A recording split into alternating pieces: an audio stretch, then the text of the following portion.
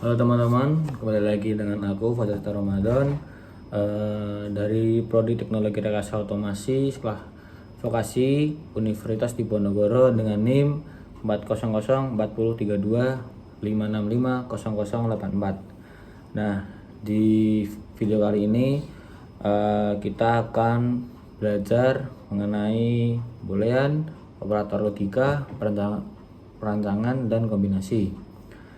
Oke, tanpa lama-lama kita mulai saja.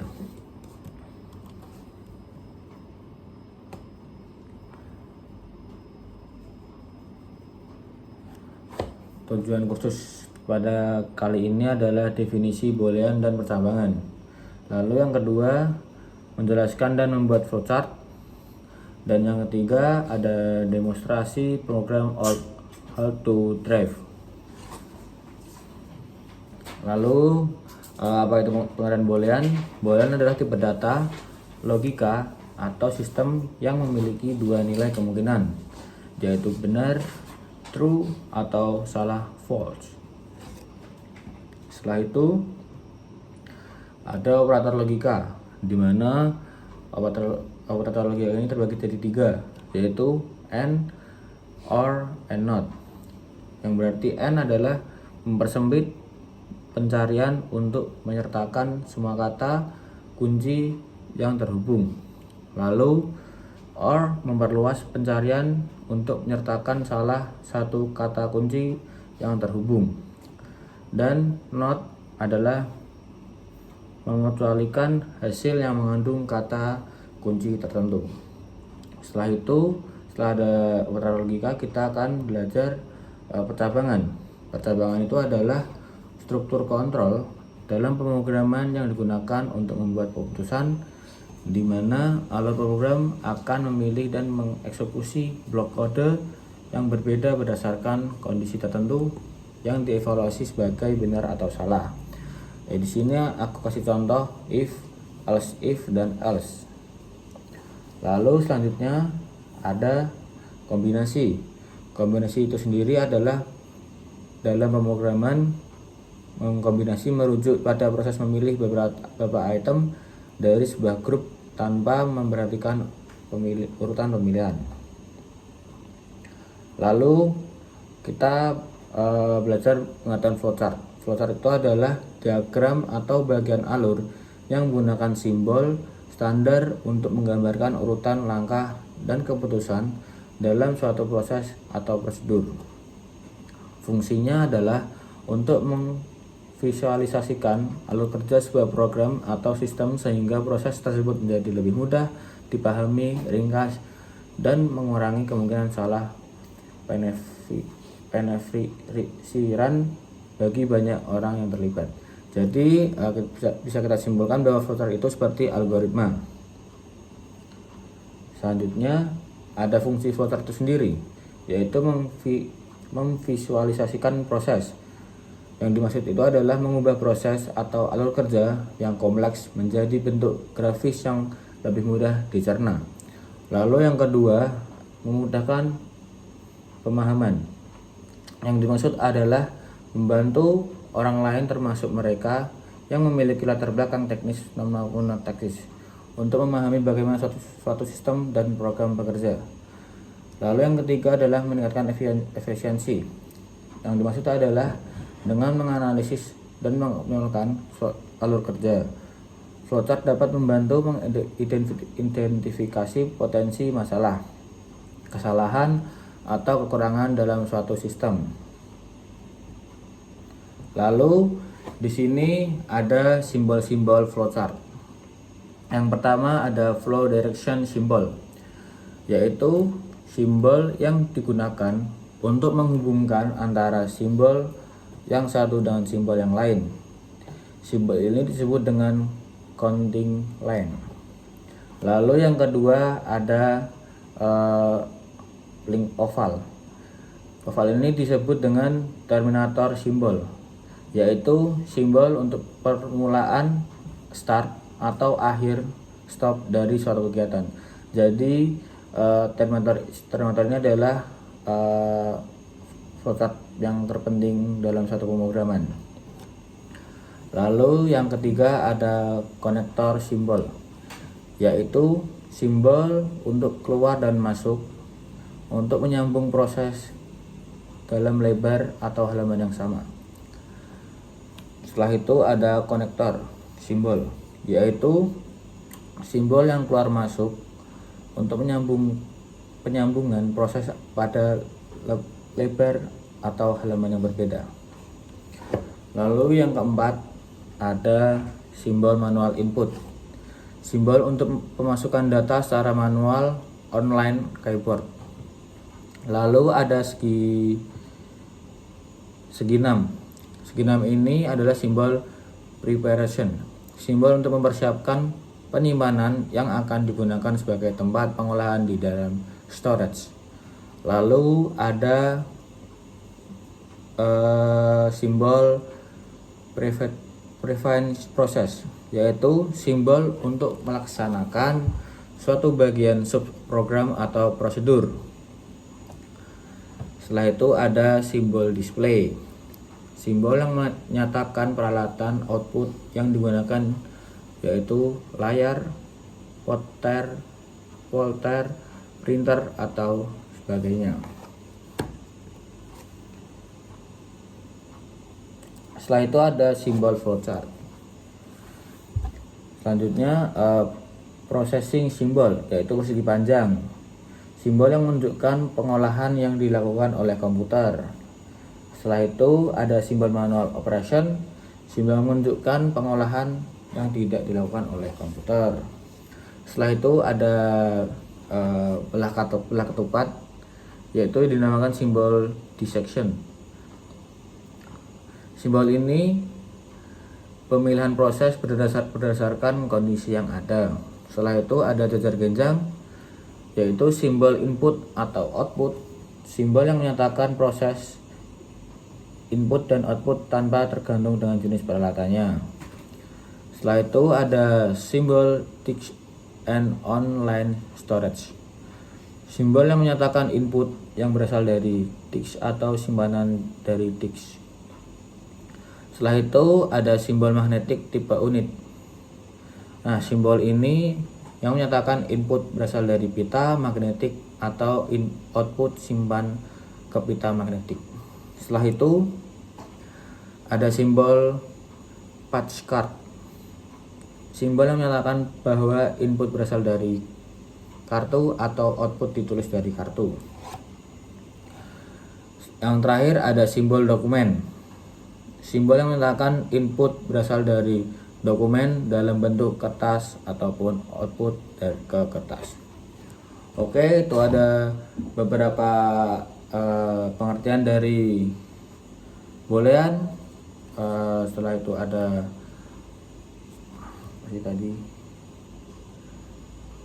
ada operator logika, percabangan dan kombinasi, ada juga pengertian dari flowchart.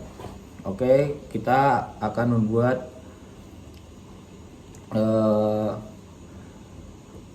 pemrograman sederhana di Scratch.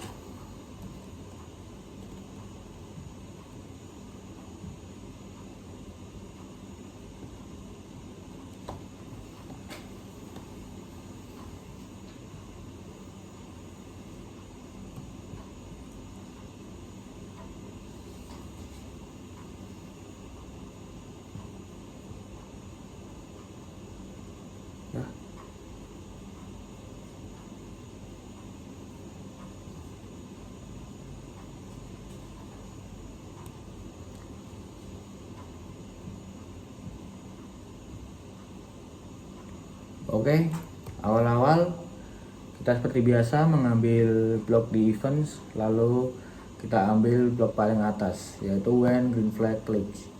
Ini adalah blok paling penting. Setelah itu kita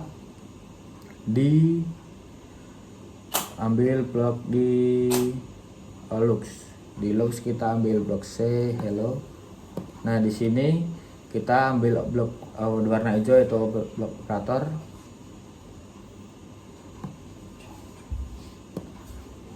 Nah, blok operator yaitu setelah itu kita masukkan angka 50. Nah, ini adalah hasil dari program utama yaitu true. Kenapa kok bisa true? Karena 50 sama dengan 50. Jadi itu true. Coba kita ganti angkanya menjadi 30. Nah, dan jawaban di si kucing ini adalah jadi false karena 30 tidak sama dengan 50. Oke, lalu yang kedua kita mencoba mengupgrade-nya menggunakan variabel. Kita buat variabel dulu.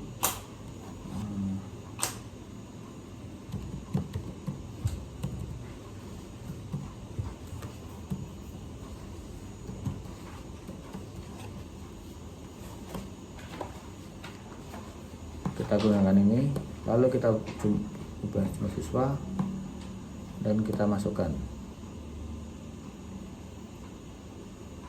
Coba kita ganti 30 menjadi menggunakan variabel.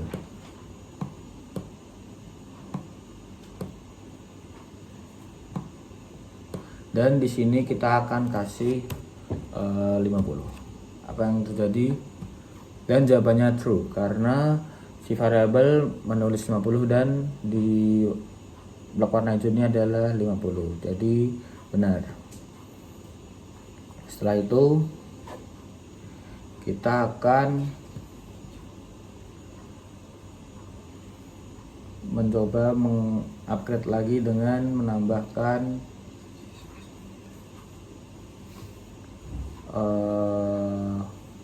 variabel lagi.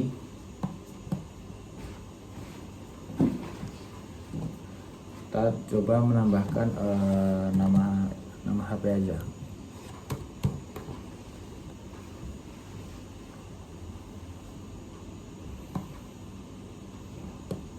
Oke, kita coba kita ganti menggunakan nama HP. Menggunakan tipe data integer, teman-teman. Kita ganti icon. Ini kita ganti icon juga. Akan jadi pada si kucing ini akan menjawab apa?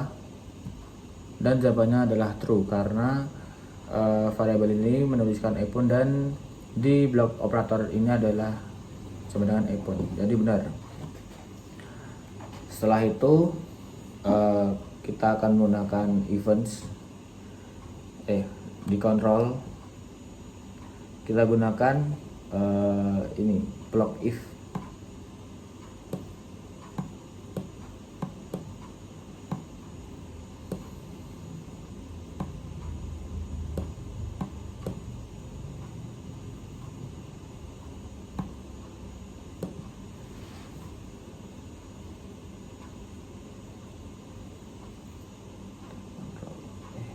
Variabel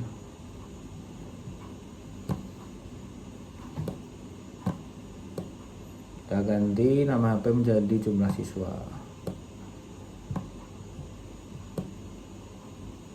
Kita ganti ini menjadi bisa dimulai.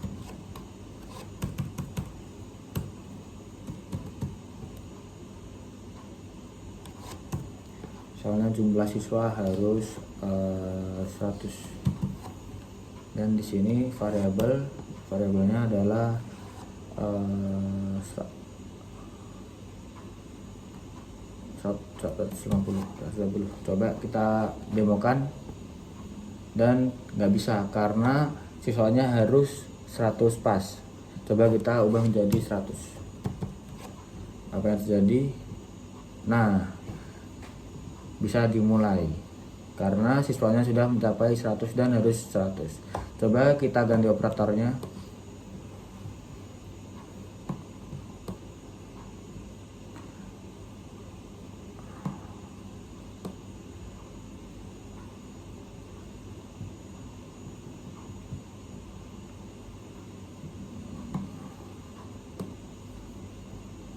Menjadi misal kita kasih 30. Apa yang terjadi? Nah, tidak apa-apa karena siswanya kurang dari 50. Coba kita kasih 100 jadi, dan bisa dimulai karena siswanya lebih dari 50. Oke, lalu kita akan mengupgrade-nya lagi menjadi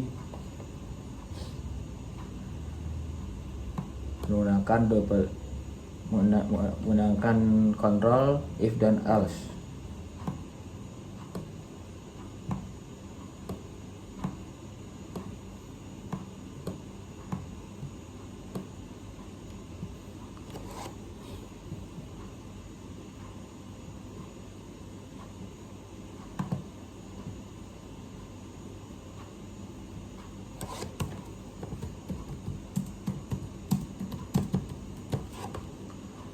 Oke, coba kita demokan.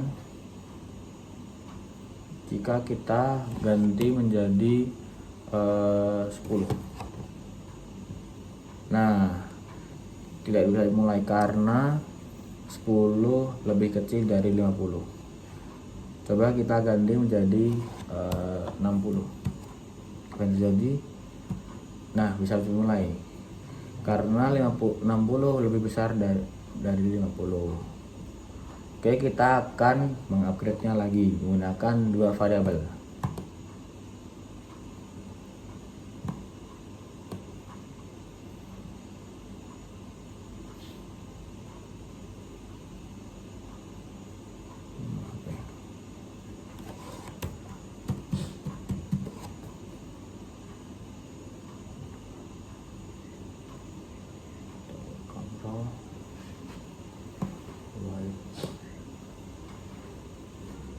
Lalu ke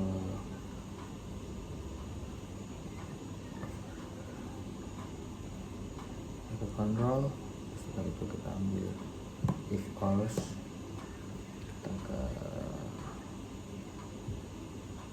kita ke operator, kita ambil yang sama dengan, lalu kita masukkan di sini. Setelah itu kita ke variabel lagi, lalu kita mengambil variabel yang nama HP, kita masukkan ke operator. Setelah itu kita ganti jadi, coba kita ganti icon dulu.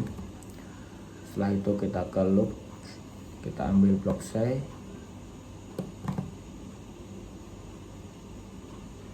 kita ganti kalimatnya menjadi benar dan salah.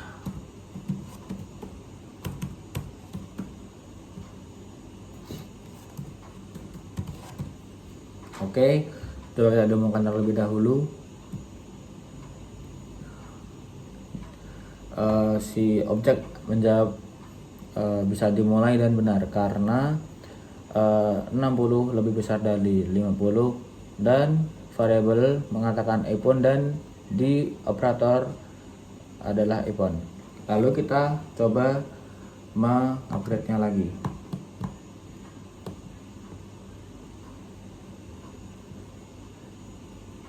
Di dalam else ada if lagi. Apa yang terjadi?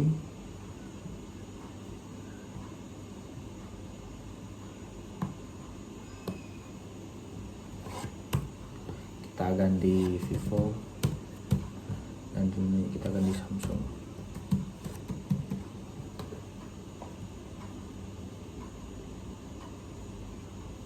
Lalu kita kasih blok warna ungu ini. Mana?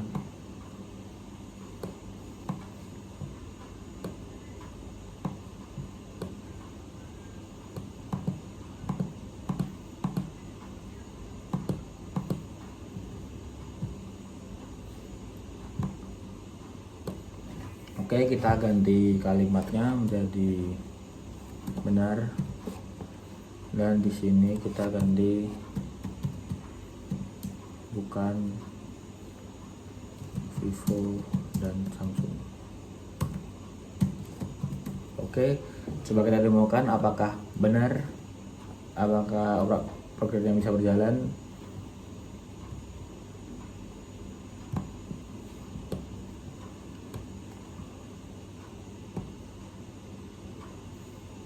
Nah, di program terakhir objek mengucapkan bukan Vivo dan Samsung, karena di variabel itu adalah iPhone dan di sini Samsung dan Vivo, jadi bukan Vivo dan Samsung. Oke, setelah itu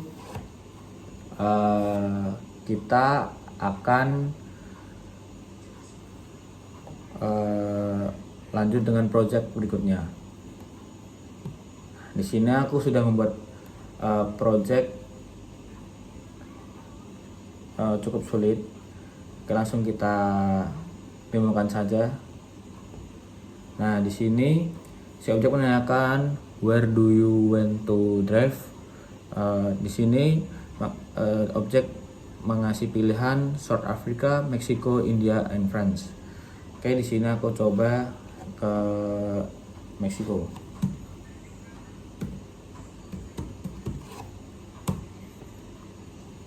How old are you? Berapa umur kamu? Coba aku menjawab 20. You can drive. Oh, aku bisa mengendarainya. Oke, coba kita demokan lagi. Kita memilih Meksiko lagi.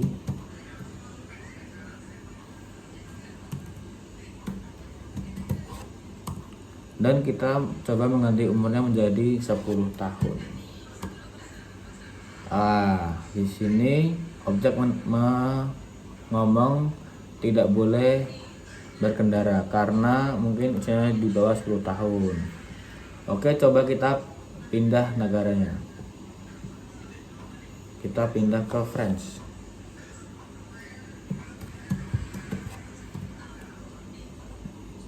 Lalu kita memasukkan umur 15 tahun. You can drive with supervision. Nah, di sini objek mengeluarkan kalimat you can drive with supervision yang mengartikan kamu harus berkendara dengan ahlinya. Karena di Prancis, karena di Prancis di umur 17 ke atas itu sudah memperbolehkan mengendarai sendiri, dan di umur 14 ke atas dia harus berkendara dengan yang ahlinya. Lalu kita coba di mana ya, di South Africa aja. Next.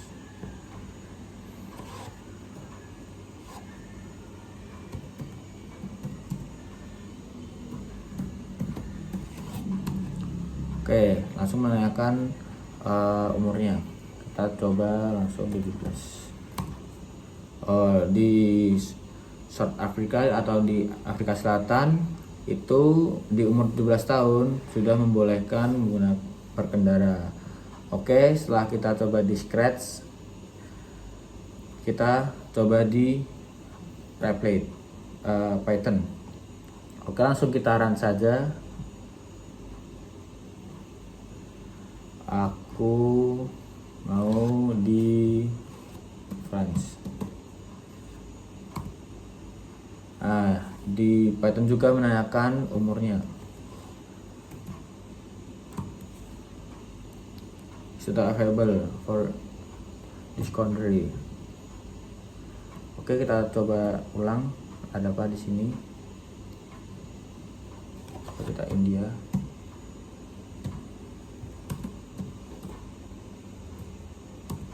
Oke, program menanyakan umurnya.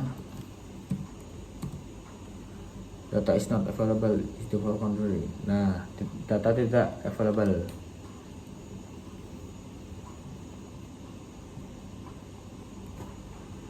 Oke, setelah kita mencoba di project ini, di project menggunakan Python, aku akan menjelaskan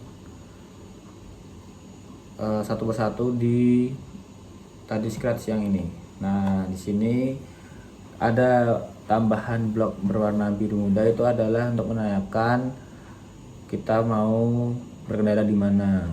Dan ini ada juga dia menanyakan umur. Jadi blok warna biru muda ini adalah blok untuk menanyakan, kita akan blok untuk menanyakan, dan blok warna ini adalah hasil inputan kita di sini. Setelah itu di di Python juga sama. Ini adalah yang berwarna oranye adalah variabelnya, dan yang ini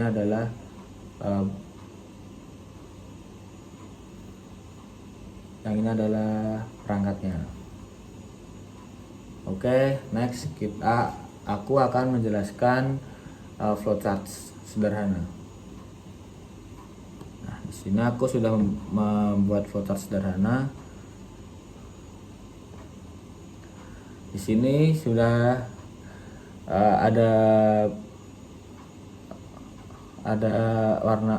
lingkaran oval gitu. Nah, ini seperti di Scratch itu adalah yang berwarna kuning itu. Nah, ini adalah awalan untuk pemrograman. Lalu di sini ada panah bawah, itu adalah untuk melanjutkan pemrograman, dan ada warna panjang ini adalah daya tampung variabelnya. Lalu ada panah lagi, dan ada segi panjang, ada variabel, lalu ada panah lagi, ada segi panjang lagi, ada panah lagi, ada segi panjang lagi. Nah, di sini ada belah ketupat. Ini adalah menanyakan bahwa ada percabangan. Jika alamatnya benar, maka akan turun ke bawah. Jika tidak mengingat alamatnya, maka ke kanan dan mencari alamatnya. Lalu jika sudah mendapatkan, langsung ke kiri ke alamat pada amplopnya. Setelah itu, setelah ke tempat pelongo, ke kirim melalui kantor pos, lalu udah selesai. Oke, segitu aja dari aku.